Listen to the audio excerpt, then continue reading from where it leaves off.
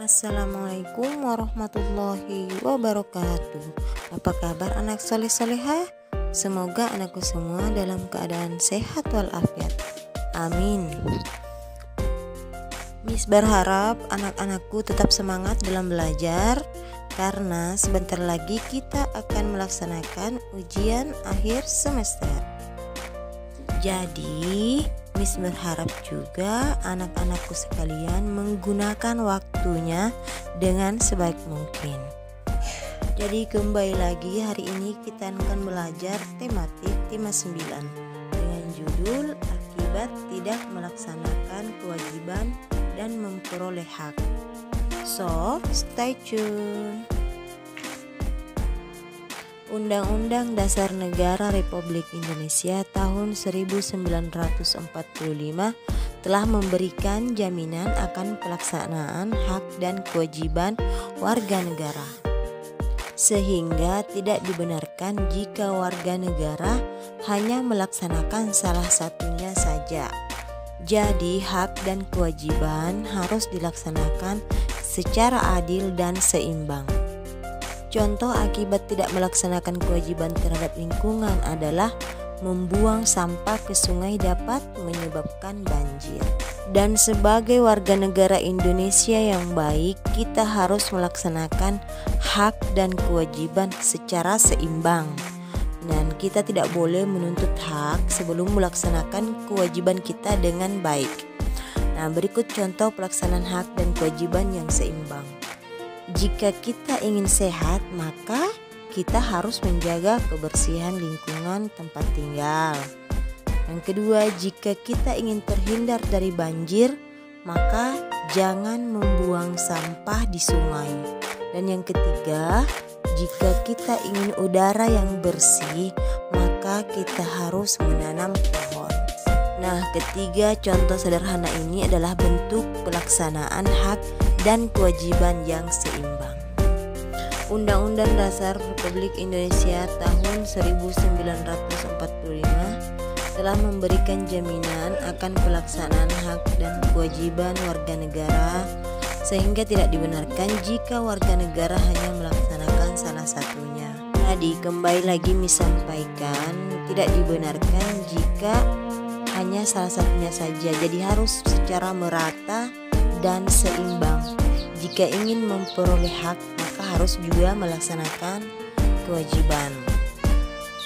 Nah, anak soleh-soleha, bayangkan jika orang tua kita melarang kita atau membatasi kita untuk bersekolah dan memperoleh pendidikan, sementara anak-anakku ingin meraih cita-cita dan menuntut ilmu setinggi-tingginya.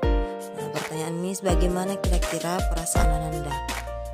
Pasti Ananda akan marah kan? Anak-anakku akan merasa sedih, merasa kecewa. Dan tindakan yang terbaik yang dapat anak-anak lakukan adalah menanyakan langsung kepada orang tua dan meminta untuk memenuhi hak-hak kalian. Nah, itulah tadi contoh ketika kita ingin memperoleh hak sementara kita tidak melaksanakan kewajiban. Anak soleh-soleha, agar kita lebih paham mengenai akibat tidak melaksanakan kewajiban dan memperoleh hak, sekarang yuk kita sama-sama membaca teks berikut. Mengapa di Jakarta sering terjadi banjir? Apa yang menyebabkan banjir di Jakarta selalu berulang terus? Alasan pertama, letak Indonesia diapit antara dua benua. Benua Asia di sebelah barat laut dan benua Australia di sebelah tenggara. Selain itu, dua samudra juga turut mengapit Indonesia, yaitu Samudra Hindia dan Samudra Pasifik. Salah satu akibatnya, Indonesia memiliki konsentrasi hujan yang tinggi. Sebanyak 40% wilayah Jakarta berada di bawah permukaan air laut. Nah, hal ini membuat Jakarta semakin rentan akan ancaman banjir pasang laut atau banjir rob. Selain ancaman banjir dari laut, Jakarta juga terancam banjir yang berasal dari luapan sungai. Kedua, kita bisa melihat dari sisi sosial penduduk Jakarta terlebih dahulu, yaitu kebiasaan membuang sampah sembarangan sangat berpengaruh terhadap kapasitas selokan atau dryness di Jakarta.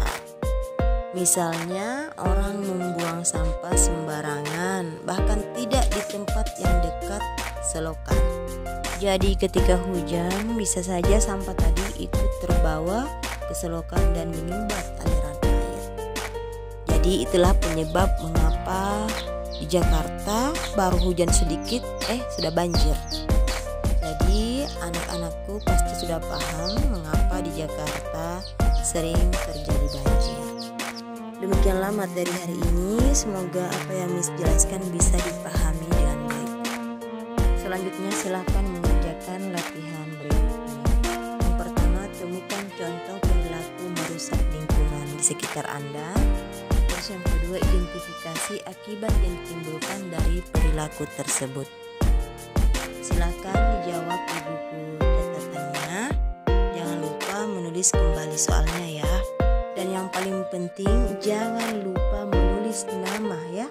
Menulis nama di buku jawaban tersebut, agar supaya memudahkan Miss dalam memeriksa jawaban anakku sekalian. Cukup sekian materi hari ini. Wallahu muwaffiq ila aqwamit thoriq. Wassalamualaikum warahmatullahi wabarakatuh.